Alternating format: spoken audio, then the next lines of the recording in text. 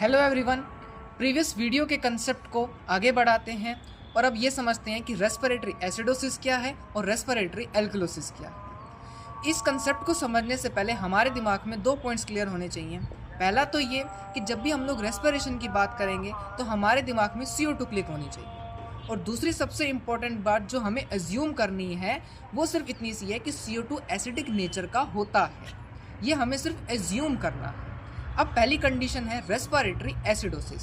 Respiratory acidosis से क्या मतलब है? रेस्पिरेशन से क्या आया दिमाग में? CO2। और एसिडोसिस से क्या मतलब है? क्योंकि CO2 एसिडिक नेचर का होता है, यानी कि बॉडी के अंदर CO2 का क्या हुआ? रिटेंशन हुआ, इसीलिए रेस्पिरेटरी एसिडोसिस हुआ। क्यों? क्योंकि CO2 का एक्यूमुलेशन हुआ बॉडी के अंदर। किस कारण से हुआ? जब हम लोग हाइपोवेंटिलेशन की कंडीशन में हैं।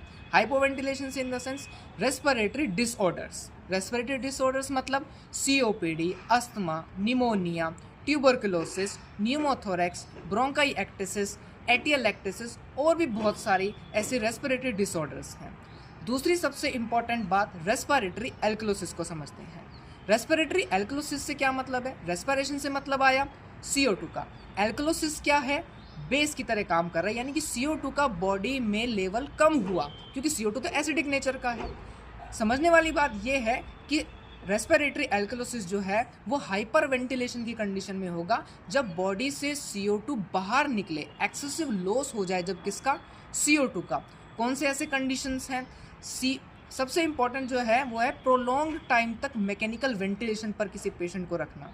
दूसरा, जो हमारे normal life, day to day life में होता है, जैसे एंजाइटी, फीवर, कुछ ऐसे फियर हमको ऐसे लगना किसी चीज़ से, वो सारे केसेस में हम लोग रेस्पिरेटरी एल्कलोसिस से सफ़र करते हैं।